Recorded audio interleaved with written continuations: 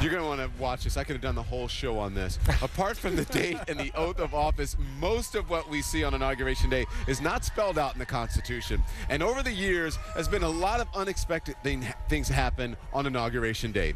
Let's talk about it now with the BackStory Radio's American history guys.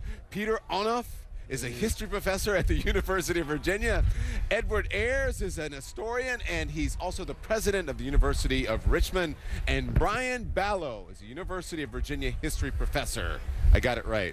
Yeah. Together they are the hosts of the public radio program BackStory with the American History Guys. All right, so good to see all of you. Let's get right to it because I love it. Yeah. Let's start with the oath. So Peter, the words, "So help me God," they aren't in the official oath, but supposedly George Washington ad-libbed it, and every president since followed his lead. Yeah, well, we don't know. We'll never know.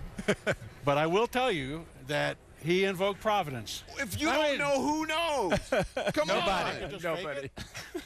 Providence, God, yes, very much believed that God was a part of this thing.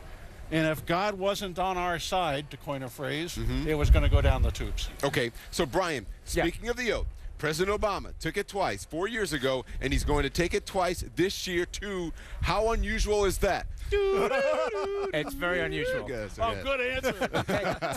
Taking twice 4 years ago was the third time there was a little boo-boo. It's not so unusual to take it twice when the inauguration falls on a Sunday, which is why he's taking it twice this time around, Don. Okay. Ed. Yes. I've been told to go fast so we get all this. Whoa. We all learned about William Henry Harrison in school, the president who got sick in his inauguration and died a month later. I'm just joking around. That was back in 1841. Is that how it really happened? Yes. It is, really. It was the longest inaugural address in history.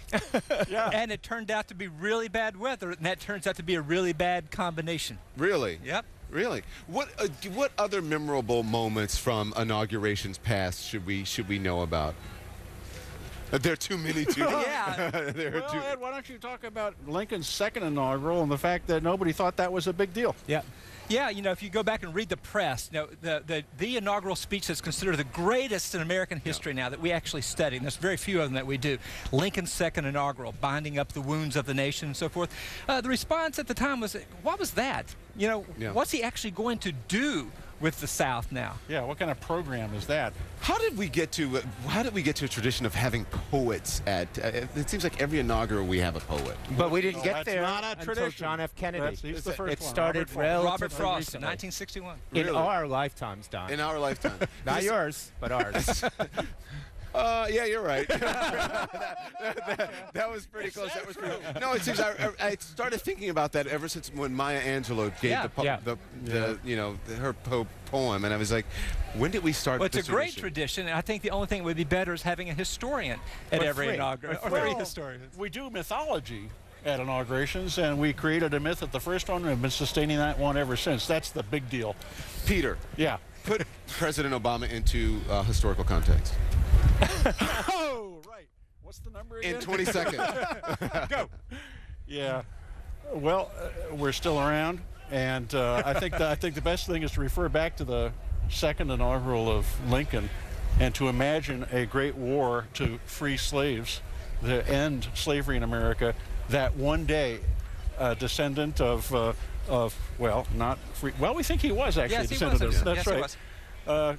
An African American would become president is just astonishing. Nobody could have predicted it in a period when African Americans didn't have civil rights. I mean, I think that's in many Also ways. within our lifetime. Yeah, right. So Go ahead. I'm just saying that the pivot, because if you would look back and see what has shaped so many so many elections all along, it's the questions of race and slavery. You know, the one that came the closest to sort of blowing up is 1877, when Rutherford B. Hayes comes in here, and they think the Civil War is going to break out again because the two parties are so close. you know, and for some reason, Republicans and Democrats didn't get along back then. Yeah. Can you imagine that? Oh my gosh. I could sit and listen to these guys. I'm like at a loss for words because I listen to you guys, and the producers are like, let's go. And I'm like, really? Go on. Peter, Ed, Brian, thank you. Thank you so much. Hey. It's such a pleasure to meet you. Hey, And see you in your 4 voice years is- next time. More time. Don't go away. We'll talk more in the break, seriously. And I'd like to have you guys back on because I really enjoy listening to you. Great, Thank you thank again. This is where it is all happening, the inaugural weekend, a celebration of our electoral process and a moment of great pride for everyone in this country. More from the Mall in Washington. That's next.